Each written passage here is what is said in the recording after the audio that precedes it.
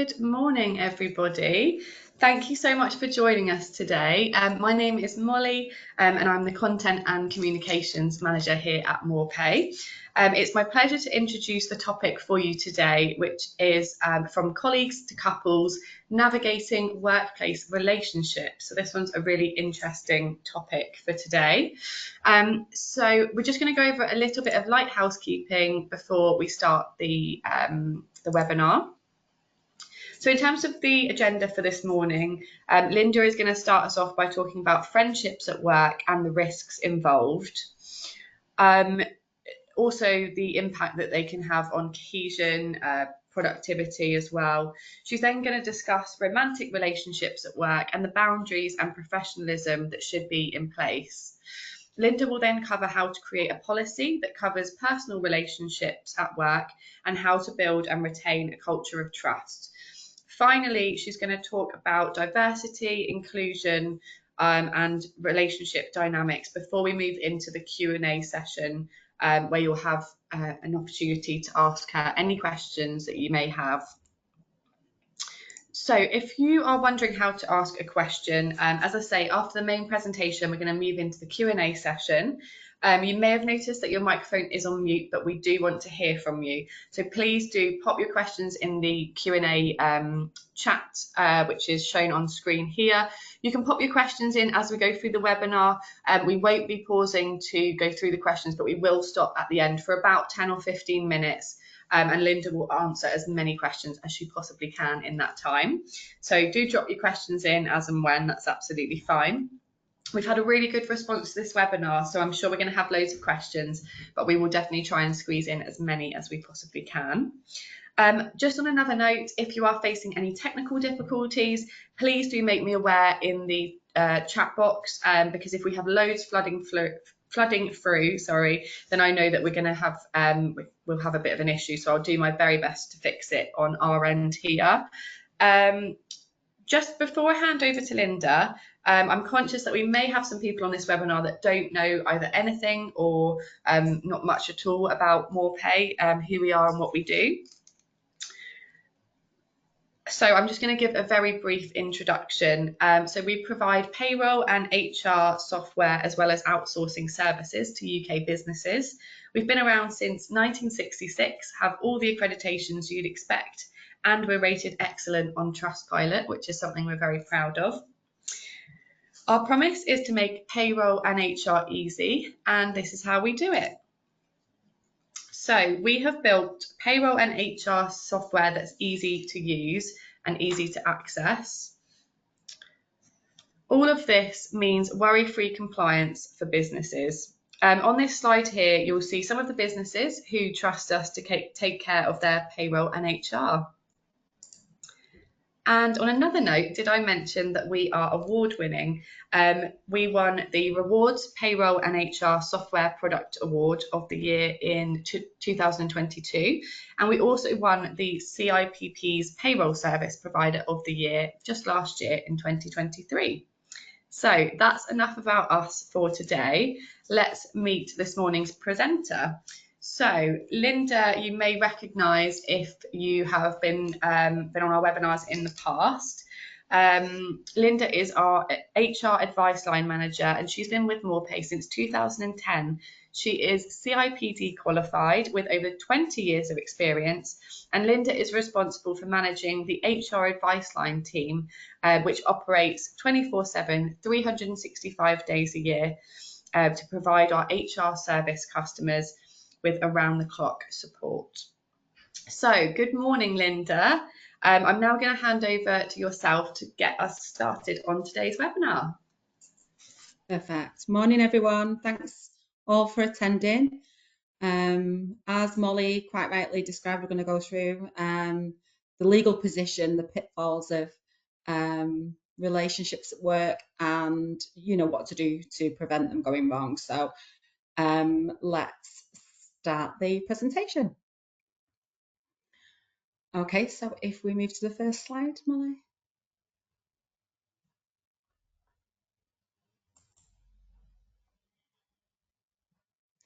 Okay, so Relationships at work. So we do actually, all of us spend a lot of time at work. Therefore, it's natural that relationships happen. There's all kinds of relationships at work you've got to consider that can cause you problems, maybe, or not. There might be benefits to it, but these tend to focus on romantic relationships. Family relationships, I know lots of our clients are family businesses, and families can disagree as much as individuals that have not grown up together. And then close friendships. And there is a really good statistic that actually a quarter of the workforce have had a romantic contact or encounter with a colleague, which is really interesting figure, because I suppose we spend a lot of time at work, so it's just natural that we build that relationship in that time. Yeah, we're just going to go into now a bit more of the risks of these relationships. So basically, it can give challenges for the individuals involved and the business. That can include conflicts of interest. It can lead to decreased productivity. So say you have a couple that have had a row before work and they bring it into work, then maybe they're too busy arguing between themselves to actually get their job done, which can happen. Lack of professional respect. I work with my daughter, and I'm a mum, so she feels like she can like mum. But actually, when you're at work, that's got to be professional. So that can actually create this, professional problem, in that you're only the mum when you're outside of work and not in work. We also can have a confidentiality issue. Sometimes people, when they've got close friends, will confide in them about stuff that maybe they shouldn't be talking about other people. So that can cause issues. There can be favoritism. Or potential unfair treatment. Maybe somebody's treating a partner better than they would treat a subordinate. So that's something we need to be aware of. Also, this does happen, and we see it all the time. And I've seen it myself happen, that there's a perceived issue where we think that somebody's got preferential treatment.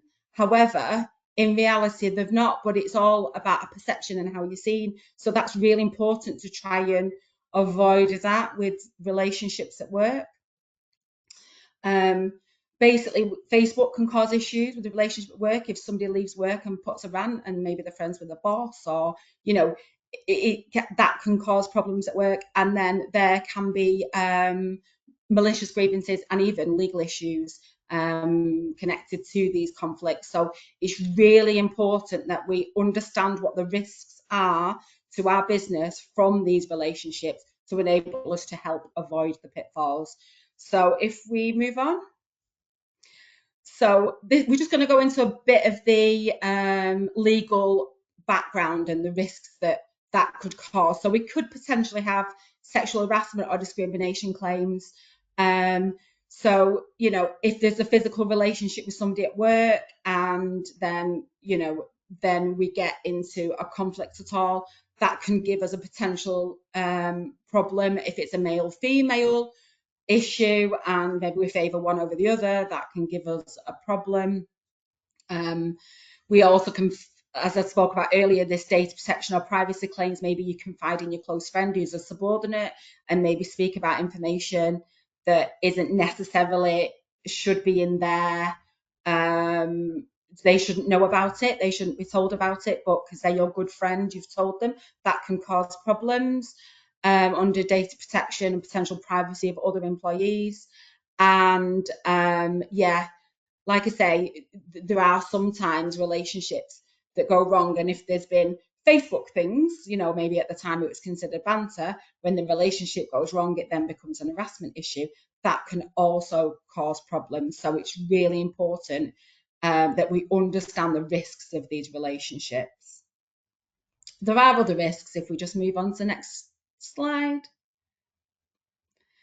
So the other risks with discrimination is potential sexual orientation discrimination claims. These can happen when we've got a same-sex couple and maybe they perceive that they're being, because we're monitoring their relationship, that we're being treating them differently to a same-sex couple in work, to a non-same-sex couple in work. So it's really important that we are consistent with any approach.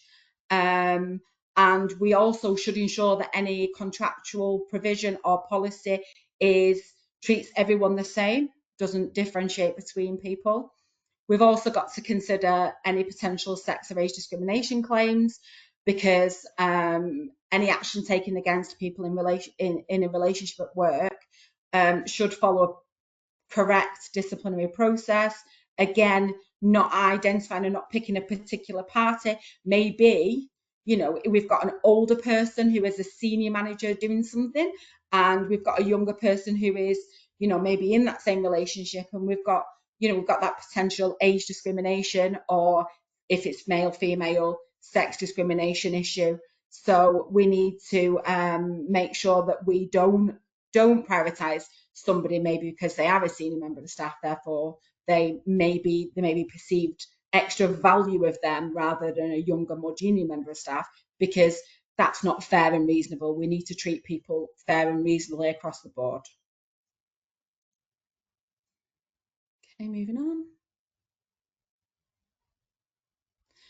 Okay, so what's the legal position on dealing with people at work?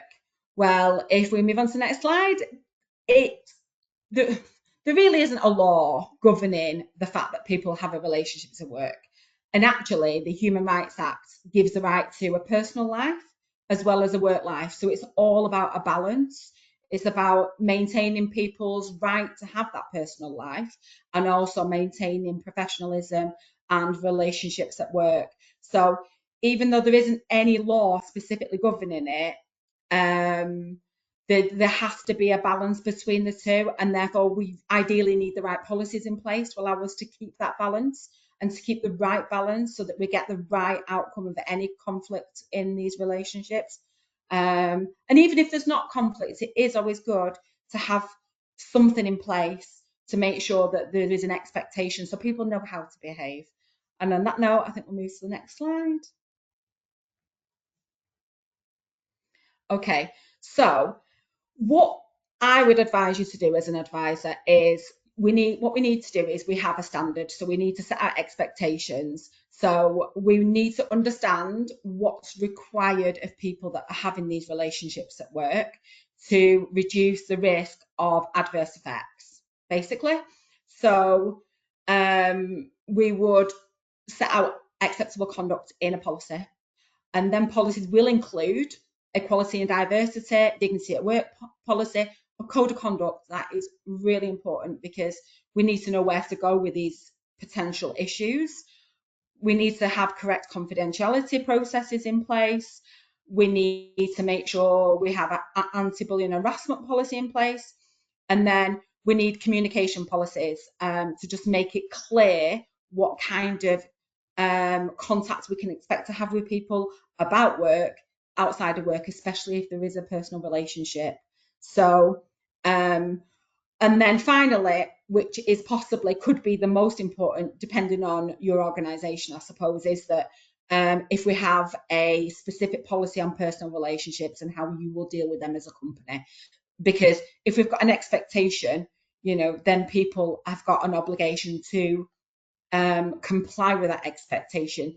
It's really important to set the boundaries so that people know what to do and how to behave. Okay, moving on.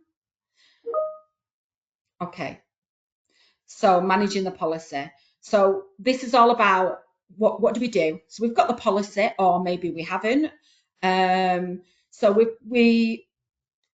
what's the responsibility of our managers? So basically, we need to ensure that the relationship is not a conflict of interest. So if I am a manager, the subordinate is my husband, and I process his expenses, or there is something there that's potential conflict of interest, there needs to be a plan how to deal with that.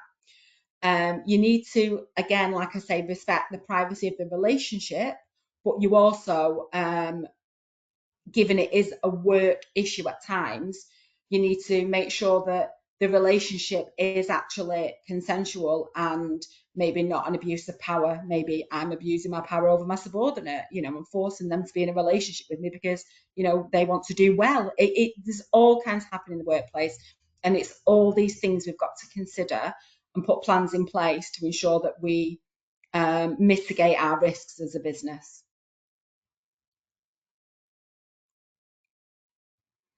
So, what do we do when there's a problem? So, we take action when complaints are received from wider team members. So we don't, oh, it's only them two, they're married, just leave them to it. We don't do that because that's not addressing an issue. And if we ignore lower level stuff that people are complaining about, when the bigger stuff happens, it makes it difficult to address. We take advice from HR in the event that a relationship breaks down.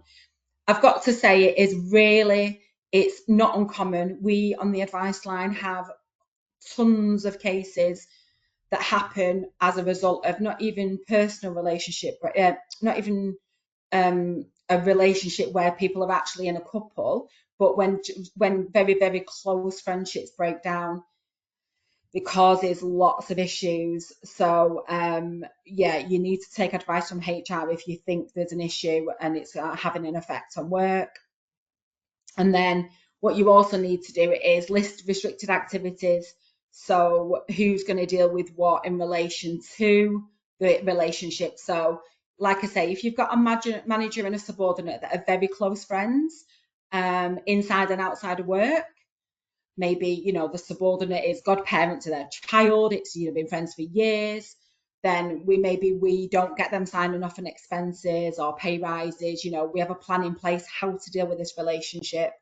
It's just really important to set that up so that when something does go wrong, we've got a clear line of defence as a company and an organisation to mitigate any risks in relation to any potential discrimination cases. Okay, so as I've already alluded to, we should have a policy, and what that policy should do is show how the organisation will deal with these issues, and how we will address any concerns raised. It should highlight what's considered inappropriate and potentially disciplinary action. And it also should cover what the employee can do if they feel like they've been treated unfairly. Now, some companies will have a private, not necessarily a whistleblowing line, but an email address that is a confidential email address, or a telephone line that's a confidential telephone line, where if there's any concerns about anything going on in the relationships that are happening at work, an employee can raise without any fear of reprisal. So that could be something you would consider as well as a policy. But we also need to understand what that policy says, what we should be doing, and what is a breach of that policy.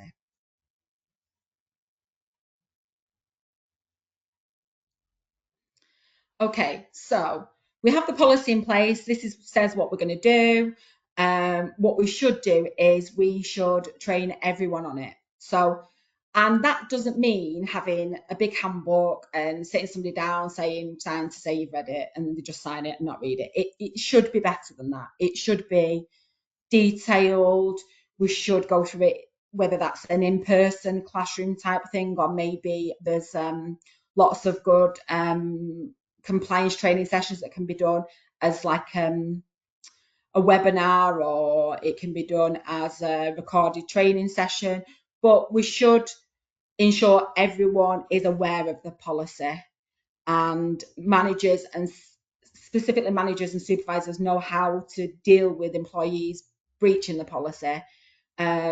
We should also ensure that as senior members of the team, we set that good example of what a good relationship is, and how we should treat everyone in the workplace, and how that treatment should be the same, whether it's your partner, your daughter, your best friend, your brother-in-law. We literally see cases that cover all aspects of relationships, and they can, no matter who they are, they can be breakdowns. So that they should know what to do with that policy. And it's not good enough just giving that one-off training. You know, somebody comes in the door day one, right? You sign the training off, you've all trained, let's get going. 5 years down the line, there's a problem. You know, oh, well, I did look at something in week one, but I looked at a lot of things in week one and I can't really remember everything I covered off in week one. So, you know, yeah, I wasn't really sure I shouldn't have done that. So it's really important to have a cadence on it. So, you know, just check in with your staff, give regular training. Us at Morepay, we have annual compliance training that covers a whole host of things. And I think it's really important to keep that fresh, keep policies fresh in people's minds so they know what good behaviour looks like, and they know it's really important that if we have to take action, an employee understands that a breach of this policy is going to lead to this action. Because, you know, if people don't know that they're going to get in trouble, they might not, it might not influence them in a way to make them behave better. And it also might give us difficulties in a disciplinary process. If you say, well, I didn't know that, you know, maybe I read it once 5 years ago, but it's not been spoken about since. And, you know, Bob and Fred behave like that, and, you know, they behave like that. So all these things are really important to get in place to enable you to ensure that the policies complied with, we have the right behaviours in place, and we have a happy workforce, importantly.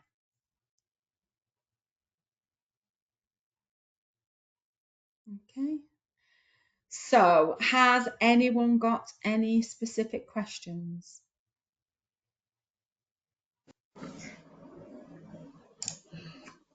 Thank you, Linda. That was brilliant. You've absolutely breezed through that.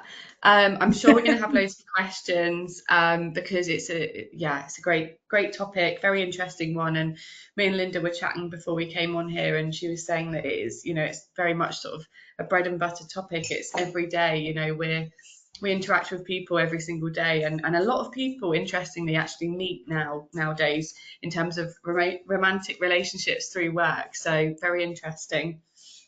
I do actually, before we go into the Q&A, I've got a couple of questions that came through to me on email, Linda. So I'm going to ask you those first of all.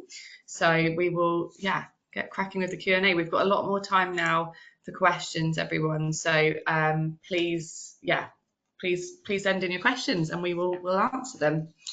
Right. So first up, Linda, we have a question here. In regards to married couples, so they've asked, how can you navigate it? You've got a married couple at work.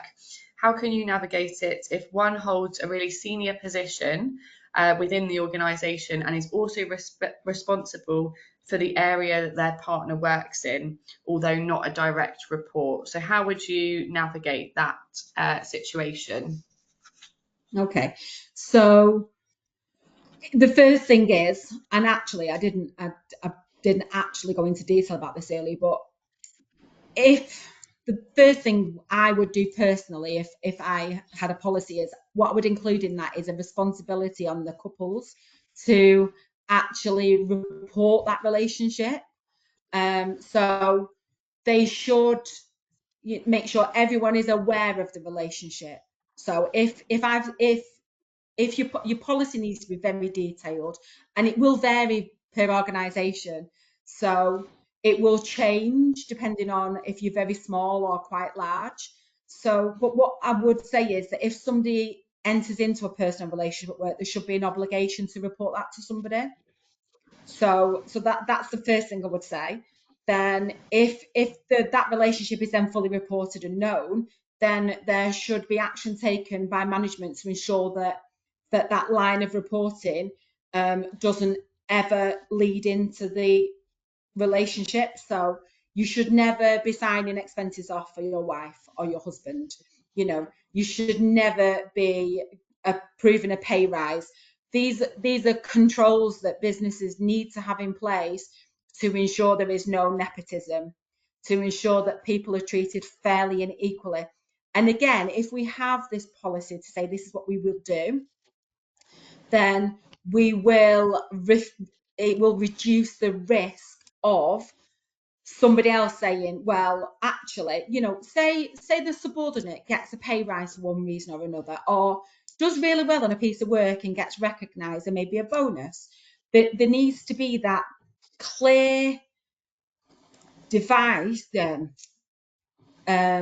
divide between the senior member and the junior member to make sure that there is no question of favouritism, nepotism, unequal treatment. If we have the right policies in place, that employee has also got a right, the more junior employee's got a right to be recognised for how they're behaving and how they're performing.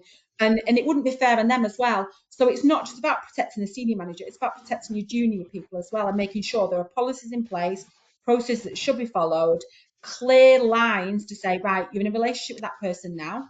Although they do come under your responsibility overall, anything that they're awarded, anything that they're given needs to go through a different line of management so that we've got controls in place to reduce the risk of conflict in regards to favouritism.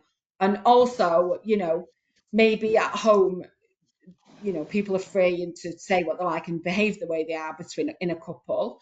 And that doesn't necessarily mean the more senior person will, inflict their personality on the more junior person and smother them a bit. It could come the other way as well. There can be problems each way.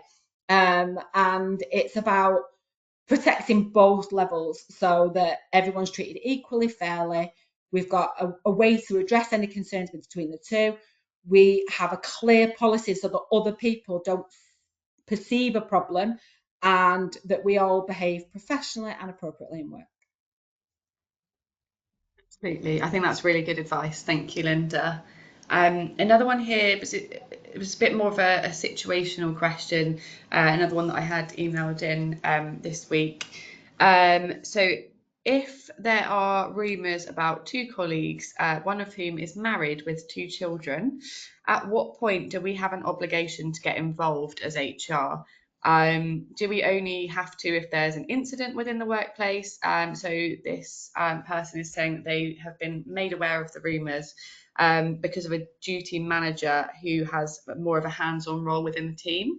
Nothing has been brought to the manager's attention directly. It's just kind of hearsay. So what kind of advice would you give in that situation, Linda? So if there is already hearsay and there's a potential problem already, as I said earlier, I think we've got an obligation to speak to the people involved. Not that we're going to take any action because things can be dealt with informally. We don't have to jump to disciplinary action. We can speak to people and just because if you've got a policy in place and it should be declared, then that could be an issue because they failed to declare it. But it might not be true either. Again, there's perceptions. So I would speak to the people involved as HR and ask the question, somebody's come to me with this information, I'm investigating, are you in a relationship?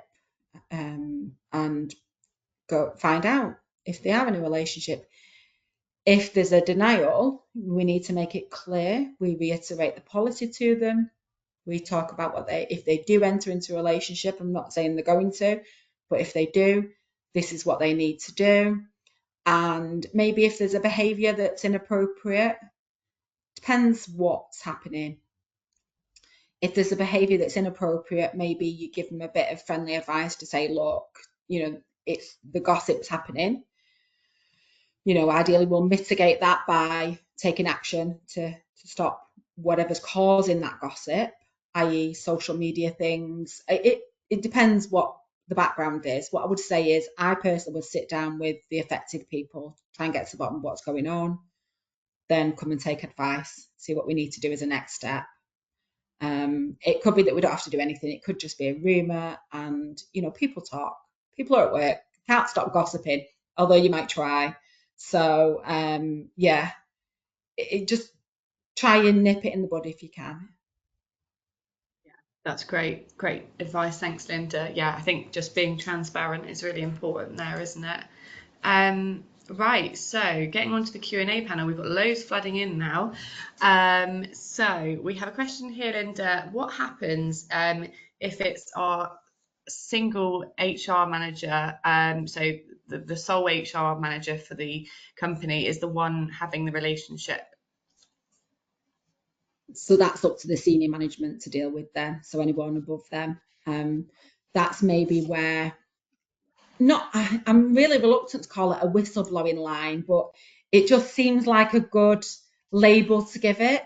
Maybe a confidential reporting line, um, or a confidential email address where somebody can email and have any concerns dealt with. I know lots of companies already have this. Previous companies I've worked for have had it. Where if you believe that there is something going on inappropriate within the workplace, that you can go there, you can report this confidentially to somebody, and that can be picked up by an appropriate person. Now, if the HR manager deals with that confidential helpline, it's going to be a bit of a sticky issue. So I suppose if you know who their direct line manager is, then go to them directly. Thank you. Okay, question here from Chloe. Chloe has asked, would you recommend that we treat couples who were together before joining the company the same as those who met in the workplace? If not, what would you suggest that we do differently? I think it's the same. If you're a couple, you're a couple. The risks are the same. The concerns are the same. It's irrelevant if you're a couple before, during, or after. It's the fact that you are a couple that can cause conflicts, especially when the relationship breaks down. So that's what we find. We see that, there's somebody been in a relationship for 2 years before they join the company. Absolutely hunky dory. Everything's been going great. They decide they're not fit for each other anymore. One thing happens, and then we get a grievance from one of them saying, "Oh, I'm being sexually harassed by that person," and then that's when we've got to step in and deal with it. So, yeah, I think we treat them the same. It doesn't matter any relationship at work. Most application forms will ask you when you're applying for a job, do you actually know anyone already at the workplace? So that's normally disclosed at recruitment stage anyway. But then if you have a policy in place, if it happens during work, then that will be disclosed. So as long as you've got the disclosure either way, it should be fine. Yeah, absolutely. Thank you. Okay, question here from Michelle. Do Morpay offer annual compliance training? I think Michelle's asking if they have the Morpay employee handbook. Yeah, do we offer annual compliance training?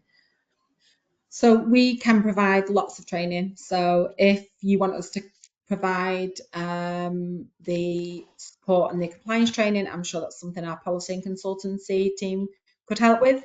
Maybe we'll pass that into your commercial account manager and see if they can come back to you with some information on that. Yeah, that's great. I'll drop that person a message after the webinar. Okay, another question here. What advice would you give if a relationship breaks down and the couple work in the same small team? So you've got the policy in place is the ideal, and you sit down with both of them, and give the same message to both of them. I know things are going wrong, but you're at work. You're expected to behave appropriately. This shouldn't affect anyone else, and you can do it in a nice way. It doesn't necessarily have to be, scary. You must behave. We can put it across in a friendly way, but it's still, people should be able to work together professionally. That's the ideal. And if they can't, then that's up to the individual to make a decision, or that's up to us to take action against the person who is behaving inappropriately. I know I know situations where business owners, they're in a couple, the business, the business is between two of them, and their relationship breaks down, and then everyone else gets caught in the middle. and it's really difficult. And at the end of the day, if everyone's an employee, then they should be treated the same as any other. And if somebody's behaving in one way or the other, they need addressing through policies, procedures, processes, and ultimately, if they don't comply, we could end up with potential disciplinary action against people for not behaving in an appropriate way. Absolutely. Thanks, Linda. This one's quite an interesting question. How do we navigate the new responsibility to proactively prevent sexual harassment and still allow people to develop romantic relationships at work? This person has said that they can see employees being afraid to actually make their interest known in a romantic relationship. That's tricky for me to advise on because I'm not really here to advise on how to have a relationship at work. But ultimately, no one's stopping anyone from having a relationship at work. Like I say, that statistic was astounding. Until I read it, I didn't know that many personal relationships happen at work. But yeah, I suppose through life experience, I have seen lots of relationships that do start at work. And we shouldn't be afraid to have personal relationships. As long as you're following a policy, so as long as you're complying with whatever rules your organisation sets out, i.e., if you're interested in having a relationship with a subordinate, that doesn't happen as, oh, you want overtime, you want a promotion. Oh, do you want to go out with me? There are ways of making relationships, and I feel like, although it's not my responsibility to say how you start a relationship with somebody at work, if you have a policy in place as a company, that shouldn't also prevent people from having a private life. It's really important that people have a private life and they can disconnect from work. And hopefully your good policy will set out what is okay, and it won't stop anyone from feeling able to have a private life, hopefully. And if you're not sure, take individual advice on the particular situation. But like I say, I'm not really here to advise on how to have a relationship at work. To be fair, I used to work with my husband. I would have preferred not to have that relationship at work, to be fair. But I no longer work with him, and this was many years ago. So yeah, hey ho. Yeah, I don't think I could do that. Okay, question here from Chris. How would you define family members? So, is a nephew or a niece considered a family member in the workplace? Yeah, it could be your second cousin that you've grown up with and you play together as children. A family member is a family member. If you're related in any way, then that should be disclosed if that's the rule. It's funny as well because what we consider family isn't always blood either, actually, when I think about it in a little bit more detail. So I suppose my closest friend, my daughter, thinks is family. We don't work together, thankfully. But she is considered family, even though she's not family. So maybe if we don't stick to family, maybe stick to close personal relationships as well, so that we've got that in there as well as family members. But definitely nephews, nieces, cousins, second cousins, great aunties, great uncles, whoever they are, family's family, and people that are in a close personal relationship could be considered family. So I think they should actually be in the same bracket, same as couples. That's why we talked about the three at the start. Friendships are really important to people. Like I say, we spend most of our time at work, and it's really important that we are happy at work, and sometimes having that personal relationship is part of that happiness. So as long as that personal relationship doesn't affect the workplace, it's fine. It's when it starts affecting the workplace that then it's a problem. But like I say, policies, procedures in place, hopefully mitigate the risk. Definitely. Okay, right. We've got quite a few more questions, but we have time, so I think we should be able to get through them hopefully. We've got a question here.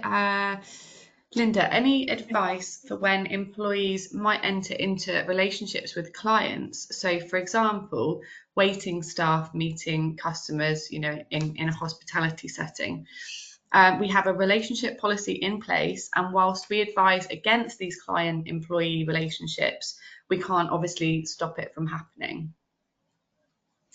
And I think that goes back to the right to have a personal life, as long as there's no data breach as part of it. So we do see cases on the advice line where an employee has accessed personal details of a customer to actually message them. That's not allowed. That's a conduct issue. That's a data protection issue. That shouldn't happen.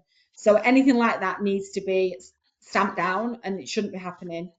Whereas if somebody comes in every week just to see that person and they build that relationship, and then that person chooses to give that individual their phone number, then that's life. People make relationships and, you can't stop that. And I don't think it's fair to either, as long as they're not doing anything wrong, as long as they're not, giving them extra drinks because they like them, because that happens as well. That's the conduct issue. Honestly, you see it all on the advice line. Somebody fancies somebody, so they would give them a free drink, and that's theft. So then we have to discipline them, potential dismissal. So people have got to be careful what they do. But as long as they follow the rules, I don't see anything wrong with it. We've just got to keep an eye on the rules and make sure people aren't breaching them rules. Yeah, absolutely. It must be very interesting with some of the cases you must get through on the advice line.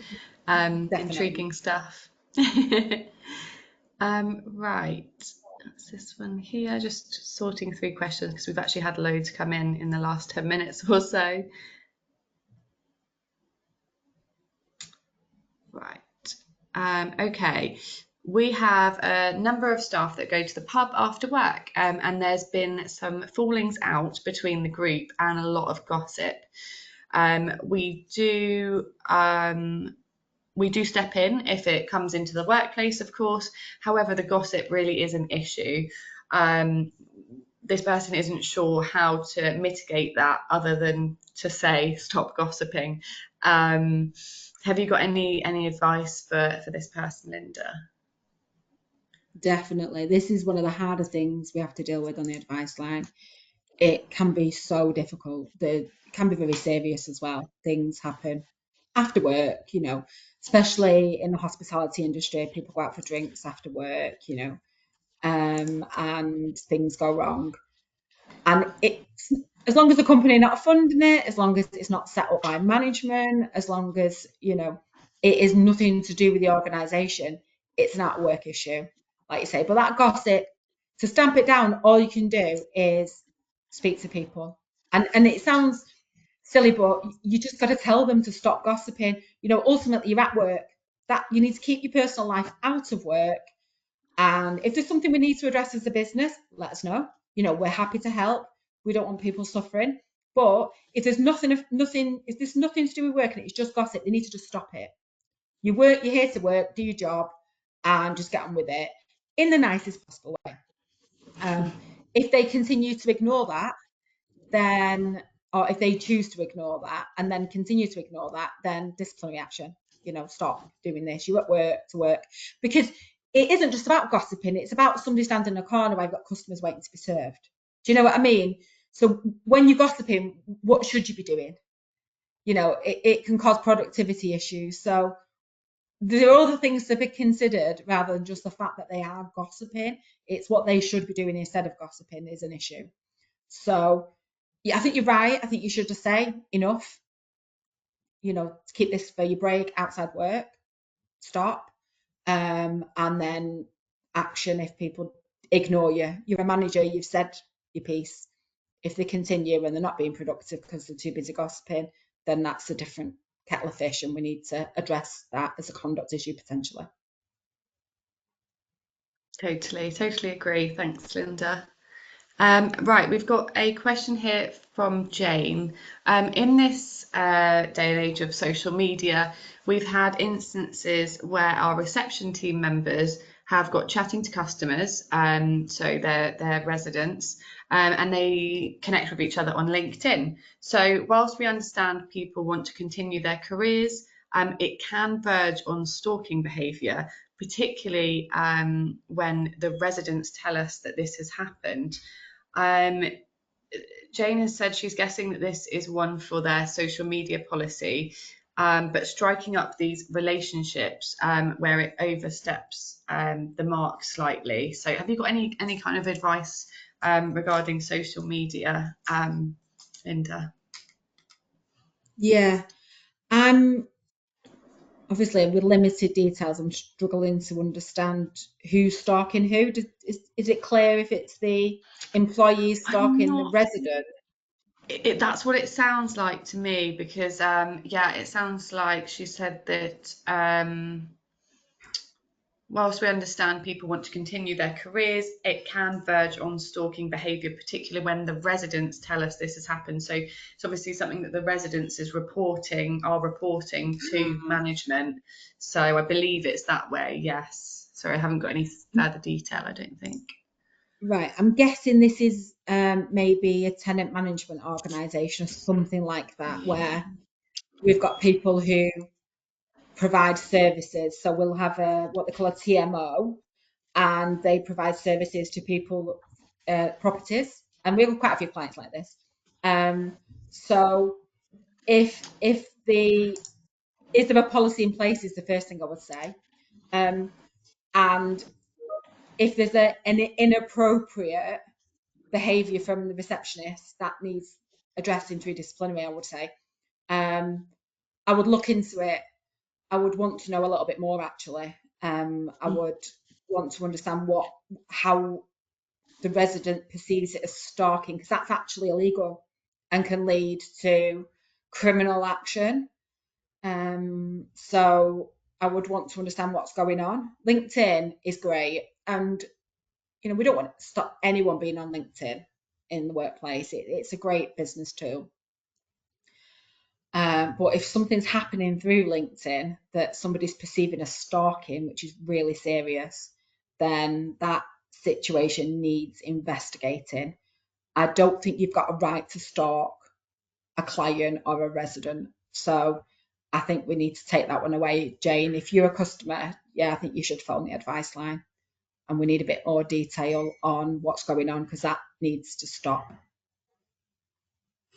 Absolutely. Like Linda said, that's really quite serious allegations there. So yeah, Jane, if you are a customer, please call the advice line. If not, then drop me an email afterwards, and we can talk. We have a question here, Linda, from Anne. Can MorePay help to write a suitable policy which covers today's webinar? Yes. So Perfect. again, if you're a customer, Molly, if you get the details and take that to the commercial account manager, Absolutely. we'll look at that for them. To be fair, a lot of our policies and procedures are already very good if you're already a customer, but you know, it depends what situations you've got and when you want to help to avoid. So we can always personalise them policies to make them reflect your workplace, because every workplace is different, jobs are different, people are different, so, and cultures are very different. So yeah, it's always good to have something that reflects your organisation. Yeah, absolutely. Thank you. Right, we've got a few more questions left. Okay, question here. We are a retailer, and we have our own sites and also concessions in other retailers. If there are serious past relationship issues between someone that works for us and someone that works for a partner, and one of them doesn't want to work with the other, but it's now an expectation of their role, where do we stand with this? So, well, I suppose the individual's got a choice. If it's a requirement of the role, then it's a requirement of the role. If it isn't a requirement of the role and we can make arrangements to avoid this relationship, because if a relationship breaks down, then, and say we're a larger organisation, we've got many departments, it's easy to just try and, change the lines of management so that that person's not reporting into the person they don't get along with. When friendships, normal friendships, or even just manager subordinate relationships, all relationships can go through up and down times. So if there's any breakdown, we can always look at moving people, moving the right person. So it depends on what you can do to help smooth that relationship, and if that's possible. If it's really not possible, then it depends on the situation. So it might be that if maybe it's the host of the concession that doesn't want that person working with their person, that could lead to a potential third party pressure situation, which could lead to a dismissal for SOSR. Now that's the worst case scenario, but that's a prospect.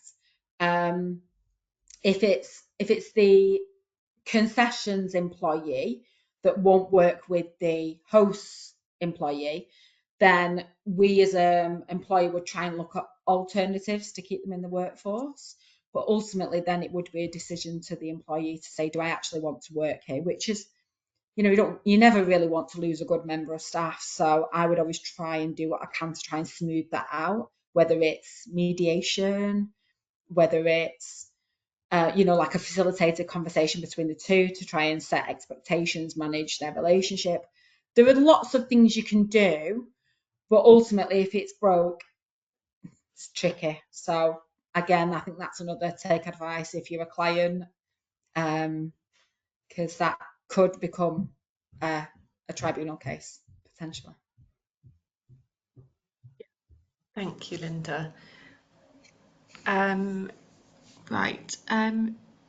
We have a question here. Should a policy include an exception of disclosure of close personal relationships? I'm not sure if that links onto another question, actually. Just bear with me. I'm not sure. My instinct is no. Personal relationships should be disclosed. There shouldn't be an exception to it. Why would there be an exception to it? What would the justification be for having it? There'd have to be some serious justification for having an exception. I can't see a situation where that would happen or be a requirement. But maybe it's something I've not considered or come across in my career. So I don't know, whoever that is, if you've got more detail, maybe provide it. Oh, sorry, they have just confirmed. Expectation, sorry, not exception. So let's reword that. Should a policy include an expectation, of disclosure of close personal relationships? Does that make sense now, 100%. Linda? 100%. Yeah. Sorry, that was I didn't word that right at all. Yeah. So any conflicts of interest as well. So lots of companies have conflicts of interest policies. So we, as Morpay, have conflicts of interest policies. So if one of my team starts a relationship with another business, that should be disclosed because it's a potential conflict of interest. Same as if they had a relationship with the customer. Again, same as you go back to your reception. Sorry, not your reception. Your waitress and customers, or waiter and customers.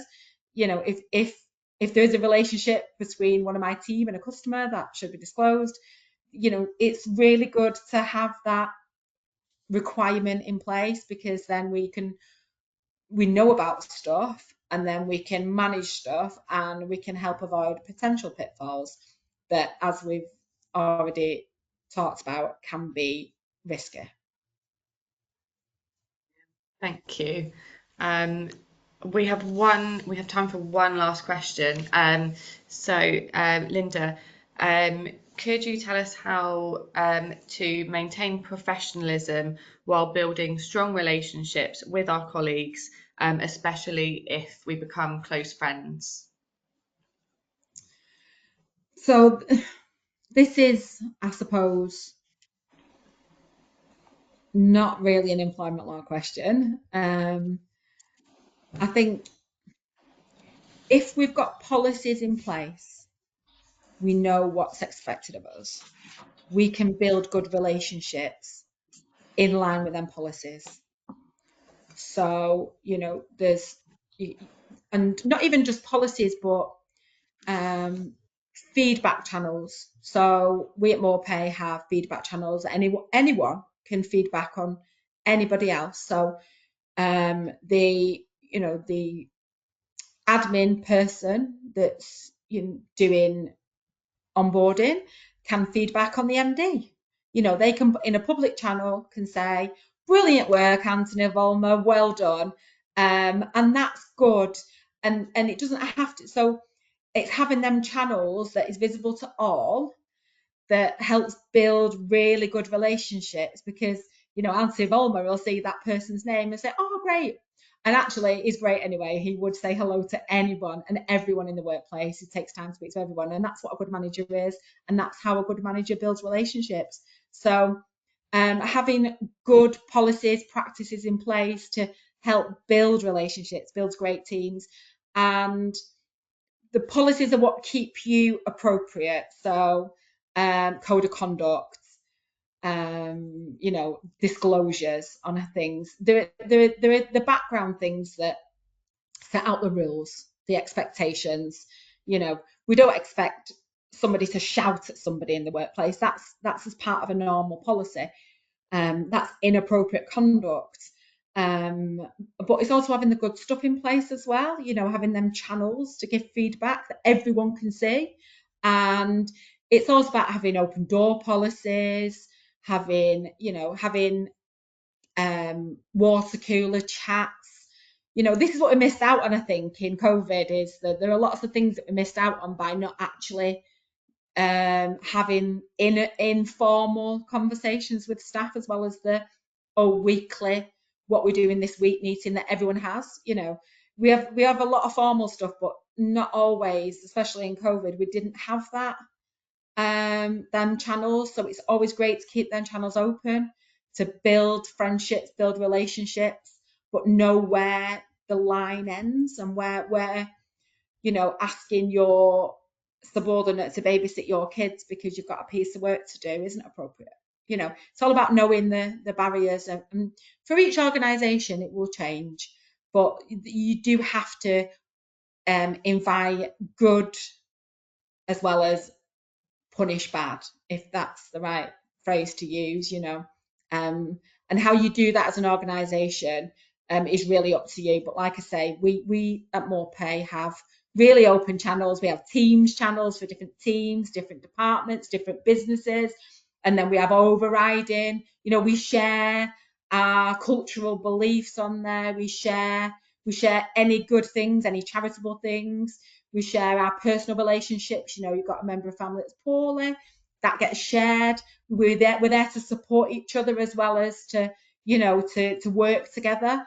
So it's all about that, having that positive culture within your workplace to encourage them relationships, but keep them appropriate. And that's what the policy's for. Policies to keep you appropriate, but it shouldn't stifle the culture of a business, and working and building good relationships and being a leader. Really, if you're a manager, you're a leader, you should set great examples. You should talk to everyone. You shouldn't just talk to your managers. You should talk to everyone. You should spend time with everyone. Them when you're making a brew, if you see somebody you don't know, introduce yourself. "Hi, I'm Linda, I'm the advice line manager. Who are you?" You know, take the time to speak to people, and you will find that you will build that culture and encourage that right personal relationship, and not in an appropriate one. So, not sure it's an employment law question, but I hope I helped. No, that was a great answer, Linda. Thank you so much. And it's just got me thinking, actually, in terms of being a leader, whether you're in the HR space, which I assume a lot of people on here are, or you're an office manager maybe, or a payroll manager. Um, what I'm going to do is actually pop a little link in the follow-up email that we send today. So after this webinar later on this afternoon, I will send out to everyone a full recording of the webinar, as well as the slides for you to reference back to as well if you'd like. But it's also got me thinking, we've just launched, as of today, a brand new tool on our website, which is an HR leaders quiz. It's a really fun, interactive tool.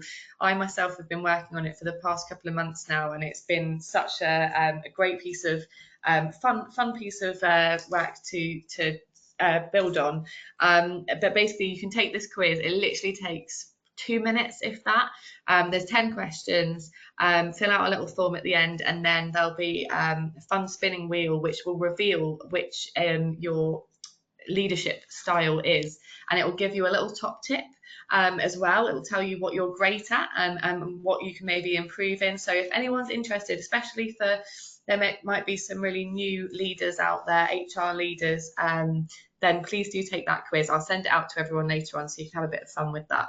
And share it on your LinkedIn as well. Share it with your connections. Let people know. Let me know what result you've got as well, because I'd be interested to know. Right, before we wrap up today, Linda, thank you so much. That was a really long Q&A session, and we managed to get through pretty much all the questions, so appreciate that. I'll give you a little bit of time to breathe now, just while I wrap up today's webinar. We've just got a couple of things, a couple of slides for you guys before we wrap up. So first of all, I'd just like to point everyone in the direction of our Knowledge Centre. It's really easy to find just through the menu on our website. And it is absolutely jam-packed with loads of helpful resources, including upcoming webinars, past recording of webinars, guides and blogs, and plus everything on there is free to download. Now that is something that you don't get very often anymore. So tons of freebies on there for you and your team. So please go and utilise it after this webinar if you haven't already. And finally, I'd just as well like to mention, if you'd like to find out more after today's call about our HR and employment law services, then please do drop me a message in that Q&A panel. That they'll come through to me after the webinar, and I can pass one of my colleagues over to you and chat to you. Our HR advice line, as myself and Linda both mentioned earlier, runs 24/7, 365 days a year. So no matter when an HR issue crops up, best practice employment law advice is always available over the phone at any time, delivered by our highly experienced team of qualified experts, including Linda. Now, we know that you are at this webinar today because you care about making a difference in your workplace and achieving your HR goals. You want to reduce unnecessary admin so that you can concentrate on the bigger picture and attend more learning opportunities like this one. So with MorePay's easy HR and payroll software, you can have a clear inbox, reports running, and payroll approved all before your brew break. Doesn't that sound fantastic? Our software automates everyday tasks, so you can win the day. So if you would like to learn more, just search for MorePay's HR software. As I say, these slides will be going out, so you can watch the little video that's embedded here, and you can find out more about our HR software here as well. So before we do finish, you will see a little prompt to fill out a poll right at the end of the webinar.